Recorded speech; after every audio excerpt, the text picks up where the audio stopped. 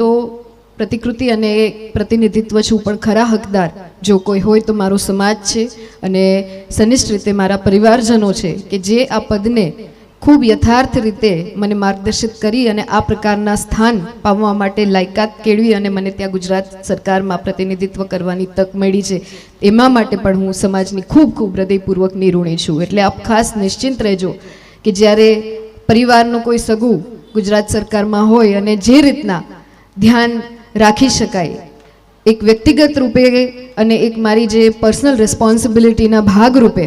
આપણા હાલાર જિલ્લાની વાત આવે ત્યારે શિક્ષણની વાત કરું, આ પ્રકારના છાત્રાલયની વ્યવસ્થાની વાત કરું અને ખાસ જે મને અંગત રુચિ છે, હું ધારાસભ્ય નથી એ પહેલાં પણ જ્યારે ગ્રામ્ય વિસ્તારનો પ્રવાસ કર્યો ત્યારે કોમ્પિટિટિવ એક્ઝામ માટે અમે ખૂબ જ સરસ રીતે મહેનત કરી હતી અને કોચિંગ ક્લાસનું પણ આયોજન કર્યું હતું કે જેમાં રાજકોટથી ટીમ આવી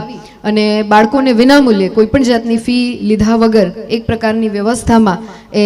શોર્ટ સર્વિસ કમિશનનો કોર્सेस હોય, યુપીએસસી હોય, જીપીએસસી હોય કે ક્લાસ 1 ક્લાસ 2 હોય, પોલીસની કોઈ ભરતી આવતી હોય, એ પ્રકારના વાતાવરણમાં એમને લિખિતની જે પરીક્ષા છે એની તૈયારી કરાવી શકે. એટલે નજીકથી મને શિક્ષણ ક્ષેત્રે એ વિષયને સમજવા માટેનો મેં પૂરતો પ્રયત્ન પણ કર્યો છે અને આવનારા સમયમાં કરતી રહી અને આ ડિપાર્ટમેન્ટ અને આપણા સમાજને ન્યાય મળે એ માટેના ચોક્કસ અને પૂરતા પ્રયત્નો રહેશે. સાથે સાથે એ વાત પણ મારે કહેવાની કે હું પોતે પણ એક મનોહરસિંહભાઈ સિવિલ સર્વિસીસની એસ્પિરન્ટ રહી ચૂકી છું. ખૂબ નજીકથી વિષય વસ્તુને અને બ્યુરોક્રેસીમાં આપણા સમાજનું કઈ રીતના પ્રતિનિધિત્વ વધે એ માટેના પ્રયત્નો વખતો વખતથી સંસ્થાના માધ્યમથી તો કરતા આવ્યા છીએ. આપણને ખબર છે અશોકસિંહ બાપુ અહીં ઉપસ્થિત નથી, પણ ખૂબ સરસ વ્યવસ્થા ગાંધીનગરમાં આપણા સમાજ દ્વારા કરવામાં આવી છે. પણ આપણે દરેક વખતે દરેક કાર્યક્રમમાં એક જ સંસ્થાનું ઉદાહરણ આપીશું તો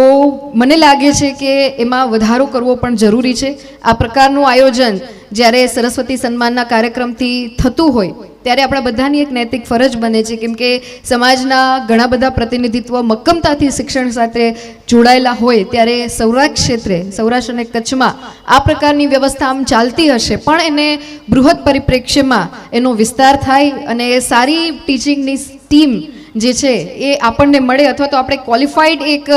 યુનિટ ઊભું કરી અને આપણા દીકરા દીકરીઓ છે કે જેઓ ખાસ કરીને હાયર એજ્યુકેશન બાદ કોમ્પિટિટિવ એક્ઝામની પ્રિપરેશન કરવા માગતા હોય તો એના માટેની એક પ્રોપર વ્યવસ્થા થઈ શકે એના માટે પણ અમે અત્યારે રોડ મેપ હું વ્યક્તિગત રીતે બનાવી રહી છું. ટૂંક જ સમયમાં આપણે જામનગરમાં આ પ્રકારનું સેન્ટર છે એની સુવિધા સાથે ઉપલબ્ધ કરાવવાના છીએ, જેમાં સરકારશ્રી અને વ્યક્તિગત સંસ્થાના માધ્યમથી એક પ્રોપર એજન્ડા સાથે અને એનું રિઝલ્ટ આપણને ક્યાંક દેખાય અને સમગ્ર ગુજરાતમાં